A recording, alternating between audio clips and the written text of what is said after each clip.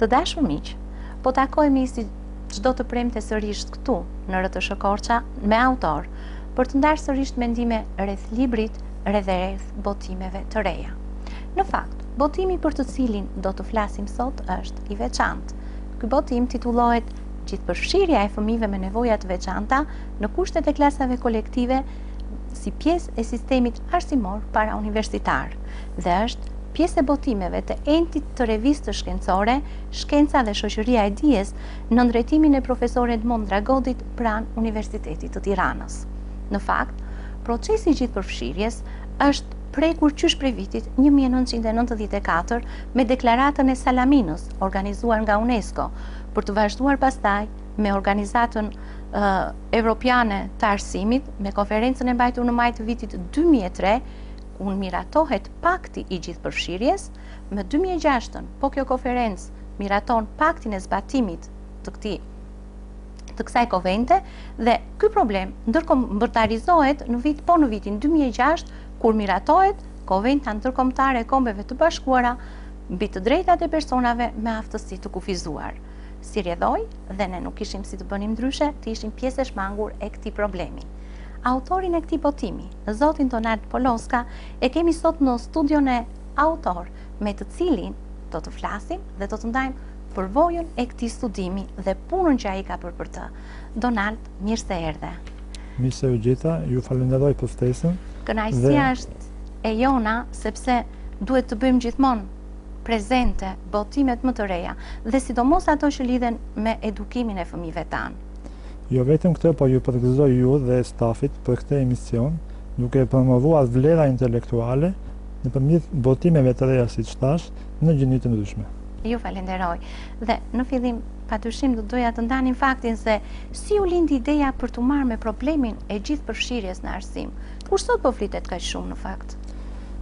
Ideja gjithmonë lind nga praktika, sipas mendimit tim. Dhe të qenit mësues për gati 20 vitesh në sistem, duke punuar me nivele dhe grupe të ndryshme nxënësish, më nxiti që të paraqis një punim ku të përfshihen nxënës me nevoja të veçanta, duke u gjithëpërfshirë sidomos në klasat kolektive.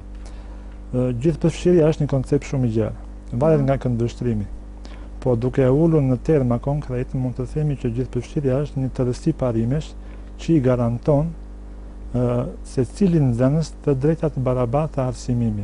Kjo mënyrë arsimimi shmang atë që ne i quajmë diskriminim. Me thënë diskriminim të këtyre nxënësve. Ky diskriminim ndodh, jemi realist që ndodh në sistemin tonë arsimor, por nxënës me nevoja të veçanta është një term umbrell që përmbledh nxënës me nevoja të veçanta që janë në nevoja fizike, në probleme mendore ose nxënës të spektrit të autizmit me çrregullime të sjelljes, por nuk duhet harruar dhe nxënësit e shkëlqyer. Shpesh e harrojmë këtë fakt. Dhe nxënësit që ne i quajmë talente, dhe këta janë nxënës me nevoja të veçanta. Por duhet kuptuar si një problem jo vetëm vështirësi, por dhe talent. Pikërisht me këta nxënës, me të gjithë këta që përmenda, duhet të punuar në mënyrë të veçantë. Dhe kjo është gjithëpërfshirja. Përfshirja e të gjithë këtyre nxënësve në sistem në mësimdhënie. Në proces, si është sot problemi i gjithëpërfshirjes në Shqipëri, sidomos në klasat kolektive? Është e vështirë ky problem. Sepse kemi grup mosha të ndryshme. Në fillim do të japim termin klasa kolektive. Shumë shkurt.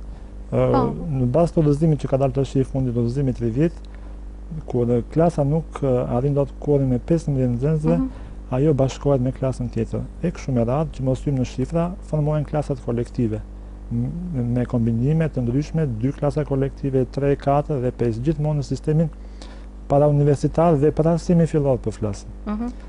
Dhe qenia e nxënësve me nevoja të veçanta në klasa teke është vështirësi, por është sfida akoma më e madhe t'i kesh këta fëmijë në klasat kolektive. Unë e kam quajtur një klasë brenda klasës kolektive. Edhe është Dhe është vërtet vështirësi sepse paraqet në shumë dimensione vështirësi, që do t'i sqarojmë edhe më poshtë. Po, në shumë plane. Është e vështirë procesi integrimi të këtyre fëmijëve me nevoja të veçanta, e sidomos në këto kushte. Ti marrësh dhe ti integrosh, ti bësh pjesë. Sipas studimit do ta nis me procesin e integrimit aty ku ju më pyetët. Nga vëzhgimi që është bërë në 20 shkolla në zonat rurale të Korçës, ku mësojnë 36 fëmijë me aftësi të kufizuara, dhe nga komunikime dhe përditësimet e kolegëve të mi, mësues, është arritur në përfundim që 17% e këtyre fëmijëve janë përjashtuar, nuk pranohen nga pjesa tjetër e klasës. 36% janë paragjykuar për vështirësinë që kanë, dhe vetëm 47% janë pranuar në mjedisin social. Thënë kjo, ne na lind si detyrë që mësuesi sado i përkushtuar të jetë, i motivuar për të punuar, është vetë sistemi i klasave kolektive që nuk të le hapësirë të punosh me kohë të plotë me secilin nga këta nxënës. Prandaj dhe integrimi është akoma më e vështirë në klasa kolektive. Është një sfidë shumë e madhe. Për mësuesin, për prindin dhe ajo që është më kryesorja për fëmijën. Për vetë fëmijën, sepse përjashtohet dhe ndihet keq. Cilat janë përparësitë e procesit të gjithë përfshirjes? Kjo është pjesa e dytë e studimit, sepse siç e thamë, studimi ndahet në 3 shtylla. E para ka karakter statistikor, ku jep në mënyrë zyrtare, duke marrë informacion si nga drejtoria jashtësimore e zyre statistikave, ashtu dhe nga Istat, si është shpërndarja e klasave kolektive, nxënësi me nevoja të veçanta në klasë, raportet me nxënësit e tjerë. Dhe pjesa e dytë e studimit ka të bëjë me këtë nxjerrjen e anëve pozitive ose të forta dhe mangësive të gjithë përfshirjes, duke vëzhguar në terren si është situata. Nuk mund ta bëjmë gjithçka ballëzi. Anët pozitive janë që në klasat kolektive punohet me pak nxënës dhe mësuesi ka mundësi, ai sa ja lejon koha, që të merret pak më shumë me gjithë secilin, duke dhe ja zhvilluar dhe ata aftësi ose atë problem që ka fëmia me atë të kufizuar. Pasja e niveleve të ndryshme të nxënësve, domethënë nxënës klase e parë ose klase e tretë, mësojnë nga njëri tjetri dhe ai nxënës që është miritur mund të ndihmojë në mënyrën e vet nxënësin me nevoja të veçanta, dhe kjo është një përparësi e gjithë përfshirjes. Por përveç këtyre që nuk numërova shumë, mund të flasësh shumë për mangësitë tek gjithë përfshirja. Ka mangësi ky proces? Po sigurisht që ka mangësi, sepse siç thash dhe më sipër, është vërtetuar nga ana metodologjike dhe shkencore që puna në klasa kolektive nuk i jep rendimentin maksimal. Sikur të gjithë nxënësit ishin me të njësoj. Imagjino që brenda tyre ka nxënës me nevoja të veçanta. Dhe detyrimisht që dhe rendimenti me këta fëmijë do jetë më i ulur se në klasa normale. Por, duke qenë se klasat kolektive janë klasat vogla, mendimi aty i gjithë secilit është ndikohet nga mendimi tjetrit. Dhe ai diskriminimi që folëm më përpara ose ata mospranime ndikojnë drejt për drejt, sepse nuk janë të gjithë fëmijët të një niveli, për shembull të klasës parë. Kanë të një pak a shumë të njëjta dëshira lojrash, të njëjta interesa. Këtu ndërthurren interesat dhe kjo ndikon negativisht te këta fëmijë. Gjithashtu kanë edhe nivele të nxënit të ndryshme. Aq më keq. Është edhe kjo që ndikon negativisht. Dhe ajo që unë dua ta theksoj me të madhe është që përplasja e orarit në klasat kolektive, për shkak të sistemit gjithmonë, bën që lëndë të tilla si muzika, arti pamor, edukimi fizik, nuk zhvillohen të plota. Dhe këtu fëmijët me nevoja të veçanta shfaqin aftësi. Këtu janë të prirur të shfaqin atë talentin e tyre të fshehur. Dhe kur kjo gjë nuk realizohet në kohë, atëre normal që ata do të tërhiqen brenda botës së tyre. Kam edhe një merak. A mund të përfshihen në një klasë, me thënë kjo gjithë përfshirja, a mund të ndodh me të gjithë fëmijët me nevoja të veçanta? Të gjithë fëmijët të përfshihen në një klasë? Jo në një klasë. Po për shembull shkalla e vështirësisë në fëmijë të ndryshme është e ndryshme. Tani dikush është më pak, dikush më shumë dhe unë nuk dua të etiketoj askënd. A mund, domethënë, përfshihen të gjithë apo ka fëmijë që nuk munden të bëhen pjesë e një klase normale? Ky është një diskutim shumë i gjerë dhe këtu ka vend për diskutim. Po theksohet me forcë që çdo fëmijë dhe ata që ju përmendet kanë të drejtë të socializohen, të shoqërohen me fëmijët e tjerë, pavarësisht shkallës së vështirësisë që kanë. Sepse tashmë po kërkohet të ndiqen hapat e vendeve me arsim të zhvilluar në Perëndim, duke eliminuar ato klasat e veçanta që kanë qenë, ku grumbulloheshin të gjithë fëmijët dhe aty bëhej mësimi specializuar. Kjo nuk i shërben gjithë përfshirjes. Sot, si ka ndryshuar mendësia mes mësuesve apo edhe mes prindërve në qëndrimin ndaj fëmijëve me aftësi të kufizuara apo me nevoja të veçanta? Shkolla shqiptare nuk është e panjohur me nxënës me nevoja të veçanta. Dhe janë shumë të pakta shkollat që nuk kanë të regjistruar nxënës me këto nevoja dhe shumë të pakët mësuesit që nuk kanë në klasat e tyre nxënës me nevoja të veçanta. Por mënyra se cili mësues i trajton këto nevoja, këto probleme dhe si i zgjidh është e ndryshme. Ka mësues që këta fëmijë lënë me një anë në heshtje në cep të klasës, bëhen si të padukshëm dhe vazhdojnë mësimin me klasën tjetër. Ose derisa aty sa mund t'i përfshin në mënyrë sporadike në aktivitete veprimtare të klasës. E këto janë të dëmshme për këta fëmijë. Por më të ndërgjegjësuar janë prindrit, komuniteti. Ata janë më të interesuar dhe më të informuar për fëmijët e tyre. Dhe kjo është një shenjë pozitive që i ka ndërgjegjësuar edhe mësuesit. Që këta fëmijë duhet të trajtohen, duhet të socializohen, duhet të përfshihen, duhet të gjithë përfshihen në procesin mësimor. Kam gjatë përgatitjes për emisionin lexova dhe pash që ishte këmbgulja e prindërve që e çoi organizatën e Kombeve të Bashkuara në hartimin e një konvente të veçantë për këta fëmijë. Dhe shpresoja shumë, domethënë që në shoqërinë shqiptare të kishim këta prindër kaq të interesuar që fëmijët e tyre të bëhen pjesë edhe të integrohen si gjithë fëmijët e tjerë. Po, si mundet që një mësues gjatë punës me këta nxënës të fitoj besimin e tyre? Që të fitosh besimin e fëmijëve është e vështirë, po jo e pamundur. Ai mësues që fiton besimin e fëmijëve dhe sidomos të kësaj kategorie fëmijësh, hyn ata që quhen mësues të suksesshëm.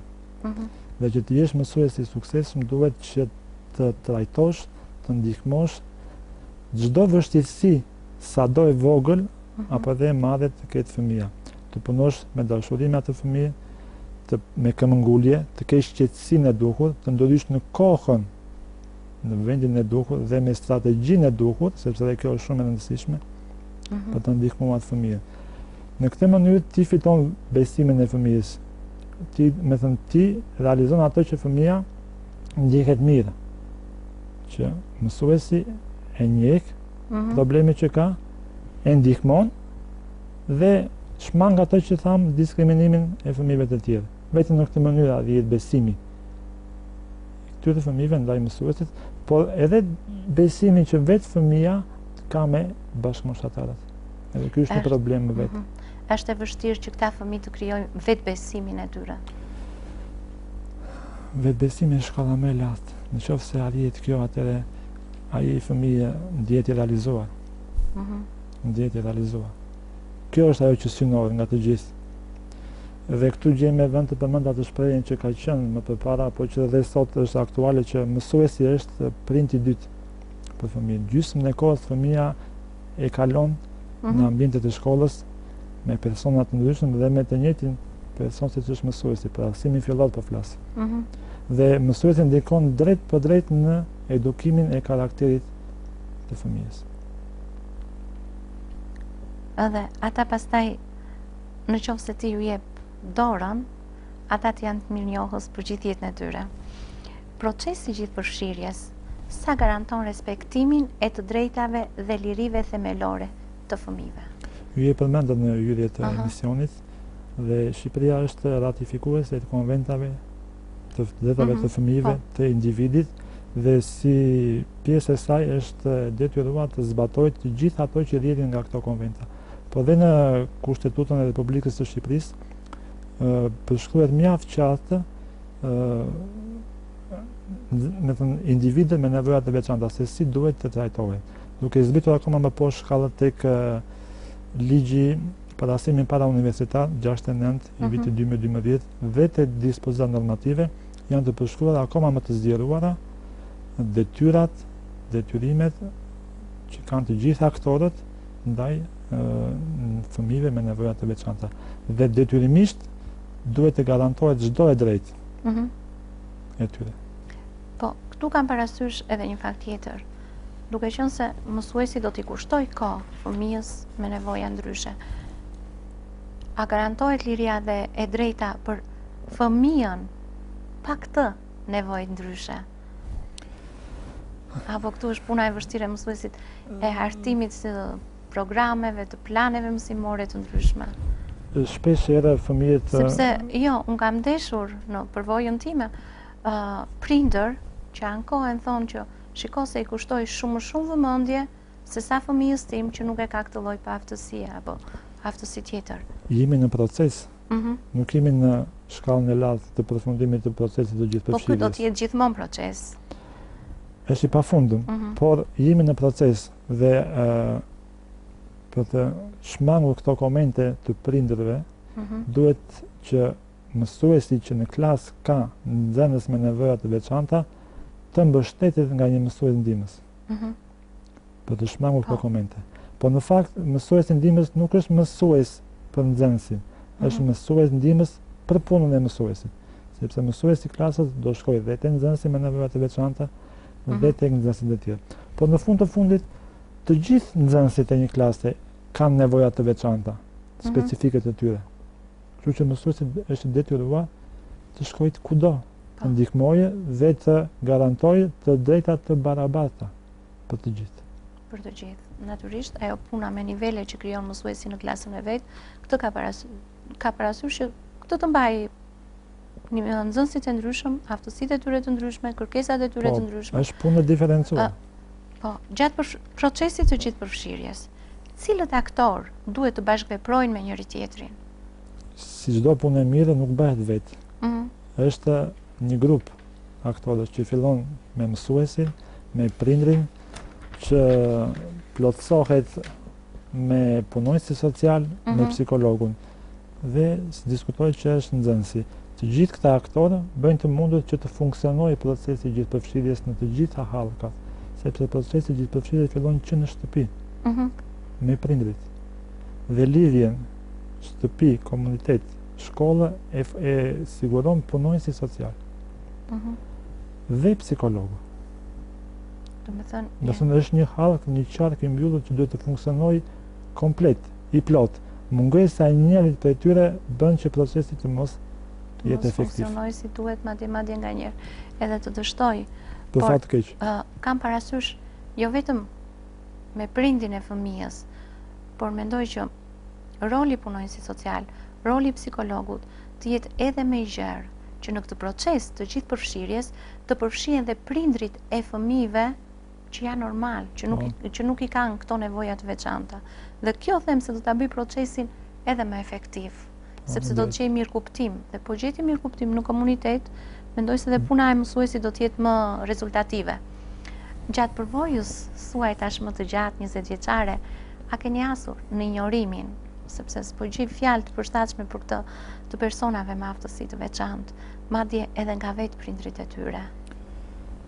Ky është thelbi i punimit dhe i studimit tim, sepse thash lindi nga përvoja, dhe duke pasur fëmijë të tillë dhe këto situata, më lindi ideja që të kryej këtë studim. Problemi fillimisht jo vetëm ky, po çdo lloj problemi duhet në fillim të pranohet që ekziston ky si problem. Po, Nëse nuk pranohet që është problem, është shumë e vështirë të gjenden zgjidhje. Ky është thelbi, kryesorja. Dhe i kthehemi nxënësve me nevoja të veçanta, në qoftë se prindi vet e pranon që ka një fëmijë që ka nevoja të veçanta, nuk është ndonjë tabu, as ndonjë problem, se me thënë që duhet të na shqetësojë. Fëmijët janë të ndryshëm të gjithë, nuk ka dy fëmijë njësoj. Në qoftë se prindi e pranon që ka fëmija e vet një nevojë ndryshe nga të tjerët, atëherë në bashkëveprim dhe veprim me të gjithë aktorët e tjerë që përmendëm më sipër, mësues, prindërit e tjerë, punonësit social, psikolog, bëhet e mundur gjetja e strategjive, mënyrave, metodave, mjeteve që t'i vinë në ndihmë këtij fëmije. Nëse nuk pranohet, është tejet e vështirë të gjenden në zgjidhjet. Dhe për fat të keq, më fal. Po, vazhdo. Po. Mos pranime ka plot. Në qoftë se zgjerojmë pak bisedën.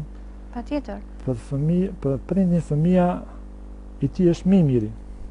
Është më i zgjuar, më i bukur, është drita e syve. Dhe kur vetëm e mendon që mund të ketë diçka që nuk shkon tek ai, e shqetëson temase. Dhe mentaliteti shqiptar e pengon, e frenon që ai ta aprovoj. Po, nuk le shumë mundësi në këtë pikë.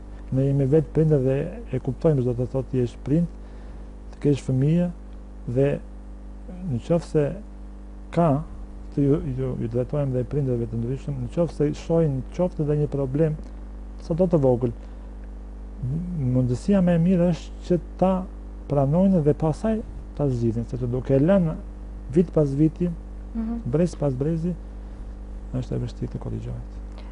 Për hirtës së vërtetës, shoqëria shqiptare një problem të tillë e ka futur edhe e ka quajtur si turp. Edhe prindrit duke e parë në këtë mënyrë mund të kemi ndeshur raste plot kur thonë, ky fëmia im është pak ashtu ai. Por nuk pa etiketuar, pa e bërë të qartë problemin e tyre, pa e pranuar. Po, bashkëmoshatarët si reagojnë? Fëmijët janë të çiltër në natyrë dhe më shumë të çiltër të arsimit fillor, nga klasa e parë deri nga 6 deri në 10 vjeçare. Jo more, po fëmijët janë hëngjëj. Dhe duke qenë të çiltër, ata shpesh edhe mundohen që ta ndihmojnë, domethënë pavarësisht se krijojnë probleme e situata në klasë, po ndikimin kryesor vetë tek ta fëmijë e ka prindi. Në qoftë se vetë prindrit e pranojnë që në klasën e tyre ku fëmija i vetë studion ka dhe fëmijë ndryshe, atëherë çdo gjë shkon në shina dhe drejt zgjidhjes. Në të kundërt, kemi pasur raste që dhe fëmijë të tjerë i kanë ngacmuar, i kanë fyer për atë që janë, dhe natyrisht i del puna akoma më e madhe mësuesit në këtë drejtim. Po faktori kohë, sa e kushtëzon mësuesin në tërësi që ai të jap maksimumin ndaj këtyre fëmijëve? Faktorin kohë nuk do ta menja të shkëputur nga procesi mësimdhënies. Mësuesi është gjithmonë në luftë në thonjza me kohën. Me ato orën 45 minutë që nuk del gjithmonë. Që nuk del gjithmonë, me ato 3-4 orë që ka gjatë ditës për të mundohet të ndërthurë veprimtari të ndryshme për të dalë aty ku ai e ka qëllimin e ditës dhe të punës së tij. Po këtu do të përmend një shprehje të një pedagoge të njohur që e respektoj, profesore Donika Dadës, që thotë mësimdhënia është art, është dhe shkencë. Është shkencë sepse mësuesi është formuar, ka një formim të vetin akademik, të cilën mundohet ta pasurojë vit pas viti. Por tjetër gjë është të dish, tjetër gjë është të japësh, tjetër gjë është si ta japësh atë që di. Ky është arti i mësimdhënies. Të di mësuesi si ta jap atë që ai di, si ta transmetoj fëmijës, si të ulet në nivelin e fëmijës, në nivelin e tij intelektual po flasim, që t'ia transmetoj që ai të kuptojë dhe të nxjerrë. Ky është art në vete, është arti i mësuesit. Çdo mësues ka mënyrën e vet, ka artin e vet të mësimdhënies. Ka pedagogjinë e vet për ta përcjellë dijen e tij. Po përzgjedhja e strategjive të mësuarit, sa vështirësi i kërkon përpos kohës që diskutuam që duhet patjetër, përpos faktit që mësuesi domethënë në brenda menaxhimit të klasës duhet të luaj në të njëjtën kohë 10 role. Sa domethënë dhe përveç aftësive njohëse, aftësive akademike që ai ka. Hyn prapë në atë që tham në aspektin e artit, në strategjisë, sepse mësuesi kur hyn në klasë bën një planifikim. Është e domosdoshme, jo nevojshme, është e domosdoshme. Pavarësisht se gjithmonë asnjë nuk del ashtu siç e parashikon ose siç e planifikon. Ka gjëra që i shton, ka gjëra që nuk i arrin dot. Strategjitë janë ato që ndihmojnë mësuesin, duke ditur specifikat e klasës dhe në veçantë të nxënësve, ai aton strategji dhe mini strategji, dhe këto kërkojnë kohë, përgatitje, kërkojnë vullnet, kërkojnë këmbëngulje, kërkojnë dëshirë për punë. Natyrisht kërkojnë përtej asaj kohës që ti kalon me nxënësit. Përtej kohës. Po nganjëherë koha është e padukshme në krahasim me atë që ti ke qëllim, në realizimin e qëllimit. Si duhet bërë vlerësimi i këtyre fëmijëve me nevoja të veçanta? Sot është problem të vlerësosh fëmijën normal, sepse është shumë e vështirë, duhet jesh, nuk e di, duhet të ndjekësh strategji, duhet që fëmija të mos të lëndohet nga ajo që ti i thua, ose të mos preket, ose dhe kur t'je lavdëron, lavdërimi të mos e çojë në vetë kënaqësi. Po, është e vështirë këtë drejt. Por vlerësimi është themra e akilit. Në terma teorik, vlerësimi është gjykim mbi vlera. Po. Duke e bazuar, të gjykosh. Duke e bazuar tek matja dhe pastaj ta krahasosh me një standard. Në qoftë se do kthehemi tek nxënësit me aftësi ndryshe ose me nevoja të veçanta, nuk ka një standard, sepse të gjithë janë me nevoja të ndryshme. Nuk mund të gjejmë një model ose një standard që ti grupojmë, ti kategorizojmë fëmijët. E ky standard të pengon në vlerësim. Atëherë si do bëjmë? Nuk do të vlerësojmë fare? Po marr shembullin e testeve të standardizuara që bëhen nga ministria në përfundim të klasës 5 ose të provimeve të lirimit e kështu me radhë. Janë teste standard. A duhet që një fëmijë me nevoja të veçanta ti nënshtrohet këtij testi? Unë them jo. Sepse nuk është test që plotson standardet ku duhet të arrijë ky fëmijë. Po mirë, duhet mos e vlerësojmë fare? Ta lëmë pa vlerësuar. Edhe kjo nuk duhet të ndodhë. Sepse ai pret një vlerësim dhe ti je detyruar ligjërisht të vlerësosh. Atëherë si do ndodhë? Duhet të gjejmë mekanizmin. Ashtu siç detyrat i ndajmë, i coptojmë detyra më të vogla dhe vlerësimin duhet ta coptojmë, ta ndajmë në vlerësime më të vogla.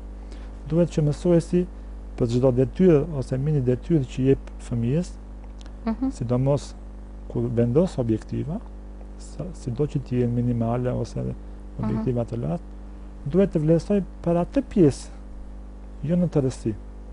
E duke mbledhur në fund vlerësimet, del vlerësimi përfundimtar për një fëmijë, nëse ky fëmijë i ka arritur këto objektiva që ti i ke vënë në fillim, apo jo.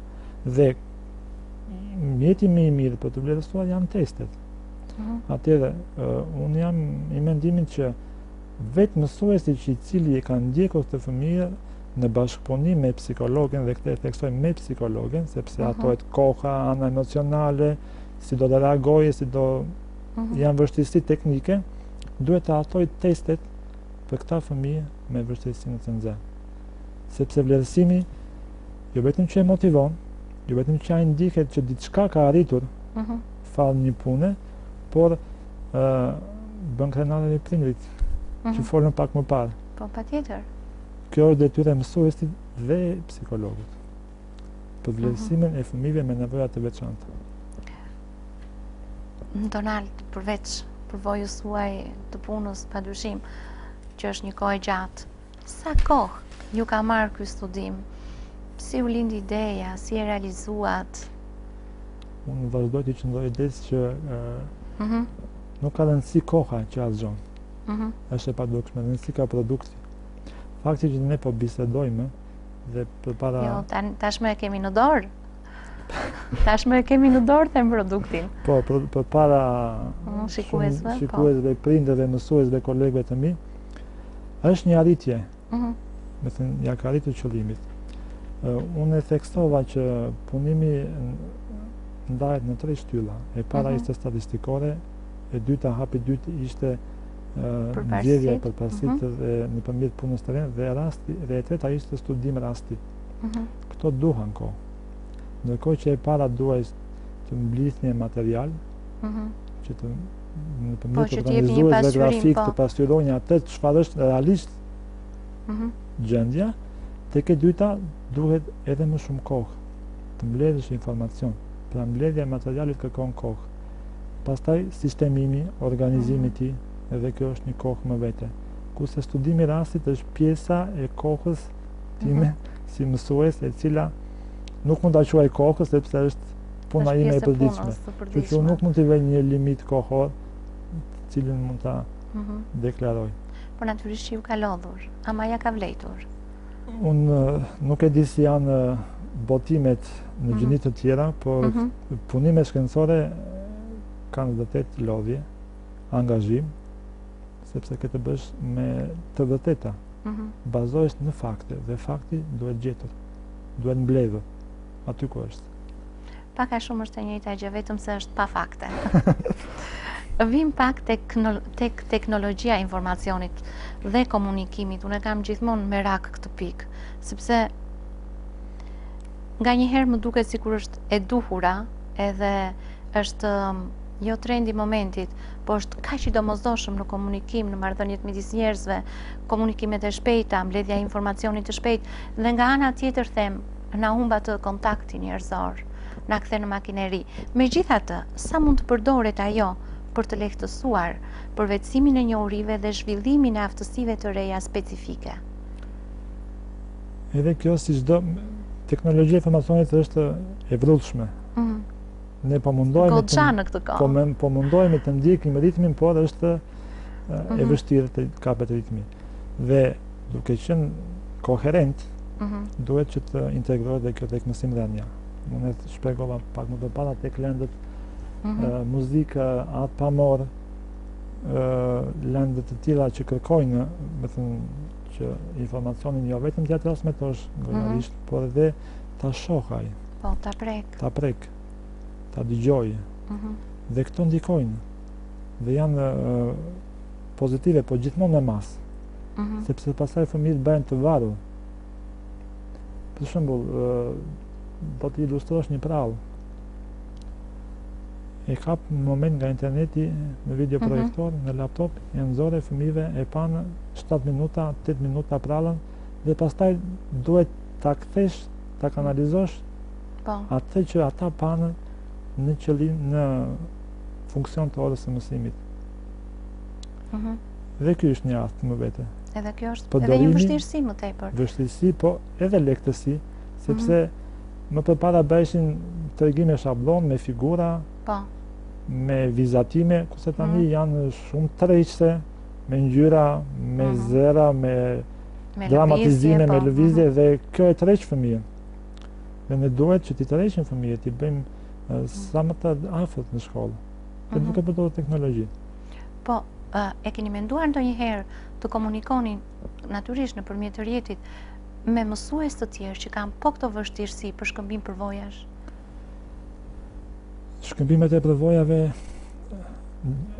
bëhen vazhdimisht, jo vetëm nëpërmjet rrjeteve sociale, por edhe unë preferoj të bëj shkëmbim përvojash në mënyrë në kontakte fizike, sepse zakonisht që rrjetet sociale sikur fshihemi pas tyre, sikur nuk japim përgjigjen e duhur, sepse këto janë probleme të ndjeshme, janë probleme që kërkojnë edhe anë emocionale, dhe ti kur e ke fizikisht përballë edhe e ndjen dhe e shikon që si reagon mësuesi, është i kënaqur, është i frustruar, është i lodhur, kurse nëpërmjet rrjeteve sociale këtë nuk e shohim dot, vetëm thjesht komunikon nëpërmjet mesazheve. Jo, e kisha idenë për mësues që ndodhen larg, që kanë hasur këto vështirësi, por që kanë përvoja më të, domethënë, përvoja më të mira të mësimdhënies, kushte ndoshta edhe më të mira. Përvojat e mira duhen reklamuar gjithmonë, dhe nëpërmjet rrjeteve sociale. Bëhet sot. Sa inkurajues jemi ne si shoqëri sidomos për të mbështetur njerëzit që merren me këtë punë. Sa vetë kanë erdhur dhe kanë thënë, "Ua, sa mirë që u bë kjo punë." Dhe mbetet aty. Po unë nuk mund të jap ndonjë përgjigje shtruese për këtë, pasi unë jam vetëm njëri nga aktorët. Janë dhe aktorët të tjerë, janë institucionet të cilat jo vetëm që duhet të inkurajojnë, motivojnë, vlerësojnë modelet e mira në mësimdhënie, duhet të gjejnë të gjitha rrugët, mundësitë, qoftë edhe financiare, pse të mos e themi, që praktikat e mira të bëhen modele për të gjithë. Ky është vlerësimi që mund të marrë mësuesi, përveç vlerësimit moral që merr nga puna në klasën, nga komuniteti, nga kolegët e tjerë. Po, nga stafi e kështu me radhë. Ka një histori procesi gjithë përfshirjes në vendin tonë, apo është i kohëve të fundit në këtë lloj intensiteti? Sa më shumë flasim për gjithë përfshirjen, aq më mirë është. Sepse gjithë përfshirja nuk është një fenomen që po e marrim ne tani nga vendet më të zhvilluara dhe po e rizhvillojmë ne. Ai është një praktikë që ande përsoset akoma më shumë. Dhe tek ne. Ju e thatë që në vitin 96 është nënshkruar Deklarata e Salamankës për gjithë përfshirjen. Janë hedhur hapa dhe vazhdojnë të hidhen. Bashkë me gjithë përfshirjen, duhet të themi që tashmë po aplikohet në sistemin arsimor dhe forma e re me kurrikulat e reja, me kompetenca. Dhe vitin e ardhshëm shkollor mbyllet cikli plot me klasën e 5 të aplikimit të kurrikulave të reja. Dhe bashkë me këtë, mendoj që dhe gjithë përfshirja do të luajë një rol kryesor, sepse çfarë është kompetenca? Është aftësi, shkathësi, shprehje, qëndrime, vlera. Pra kompetenca, ato që ne folëm deri tani. Që këta fëmijë duhet t'i zhvillojnë. Shpresojmë që të ecim me hapa pak më të mëdhenj se që kemi ecur tani, por që të jemi në rrugën e duhur. E shpresoj shumë.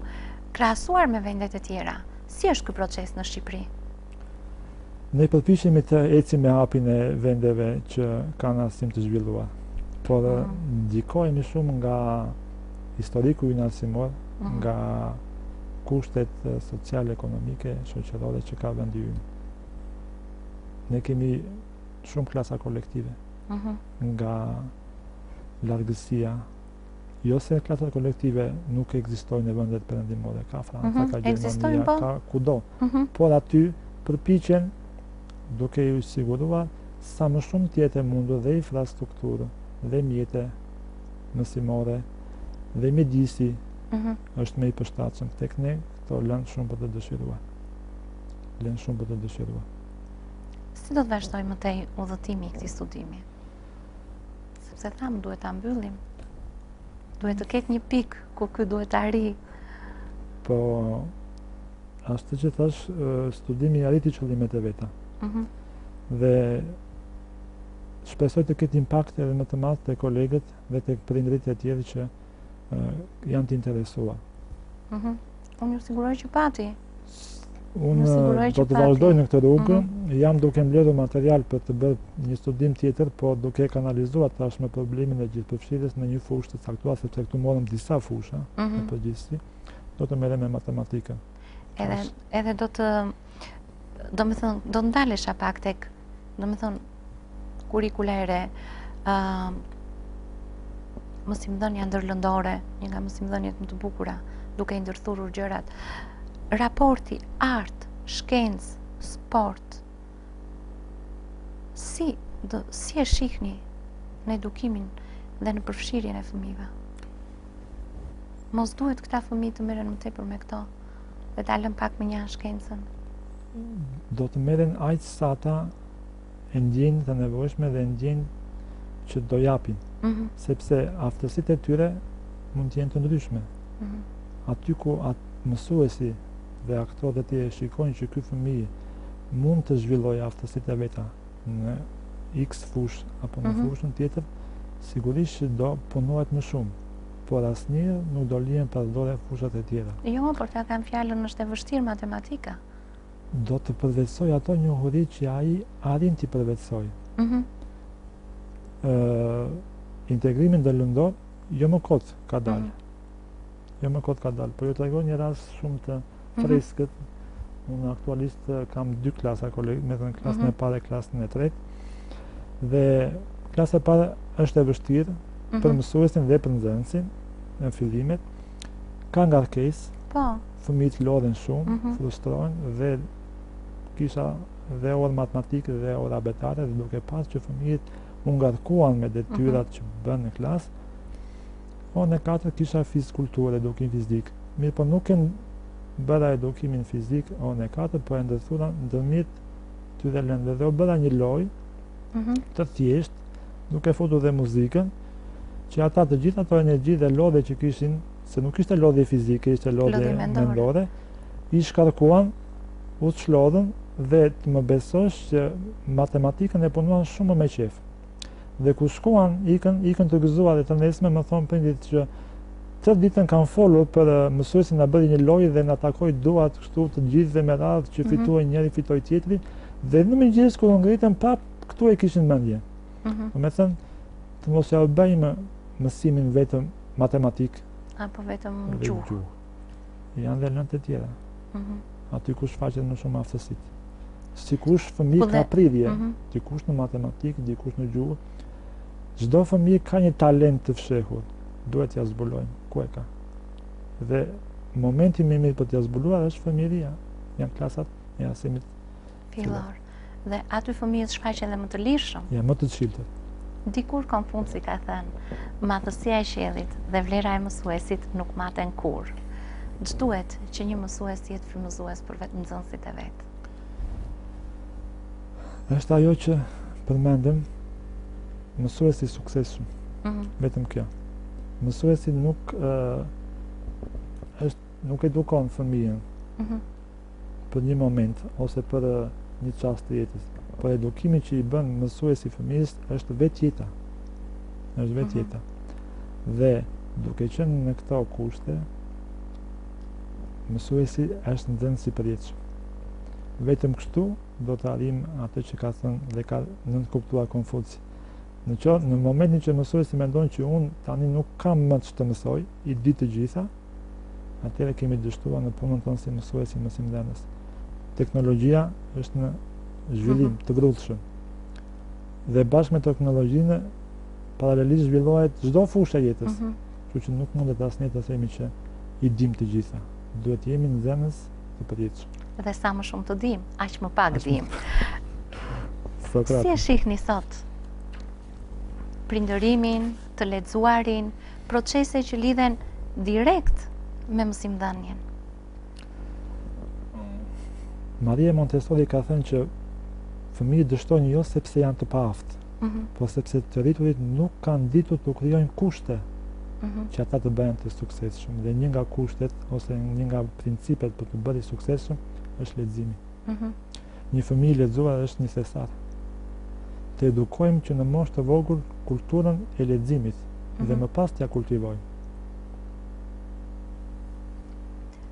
Ndeshim sot, më thënë, vim fëmijë sot dhe tregojnë për atë që lexojnë në mbrëmje, ose më saktë, leximi i mbrëmjes është bërë kulturë për ne shqiptarët? Apo ende jemi në hapa të parë? Nuk mund ta përgjigjësoj këtë gjë. Them se jemi në hapat e parë. Prindërimi është një rol shumë i vështirë. I pamundur jo, po i vështirë. Nga rolet më të vështira? Një nga më të vështira që ka njeriu në jetë. Edhe një nga detyrat e prindit është që ta ndihmojë fëmijën të ecë, duke i qëndruar pranë, duke e ndihmuar, duke mirë kuptuar, dhe nuk jam nga ata që mendoj që duhet ta kesh fëmijën shok. Jo. Ti je prind, ai është fëmijë. Fëmija ka shokët e vet. Ai ka shokët e vet, ka rrethin e vet social, në të cilën ndihet më i lidhshëm. Ti ke rolin prind dhe do luash rolin e prindit.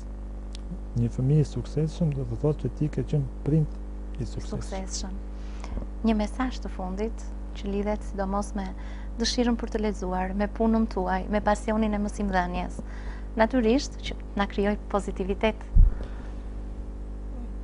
Unë e thash se pak më përpara që duhet të nxitin fëmijët që të lexojnë. Dhe edhe prindërve dhe kolegëve të mi u them që sa më shumë të kultivojmë tek fëmijët dëshirën e të lexuarit, duke e kontrolluar atë se çfarë ata lexojnë, dhe leximin manual, i them unë, jo leximin nëpërmjet internetit, duke e prekur atë që lexojnë, aq më e suksesshme do të jetë shoqëria jonë. Aq më mirë do të ecë ne. Donald, unë ju falenderoj që u kisha në autor dhe jam e sigurt që emisioni ynë do të luaj rol të madh jo vetëm tek kolegët tuaj, tek nxënësit, por edhe tek prindrit. Dhe natyrisht edhe studimi do të bëhet pjesë e leximeve të njerëzve që janë të interesuar për të.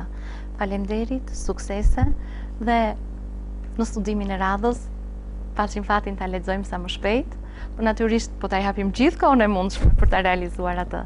Faleminderit që u pata në autor. Ju falenderoj për ftesën. Miq, ishim me autor. Unë ju takim të premten e ardhshme. Deri atëherë, miru ta kofshim.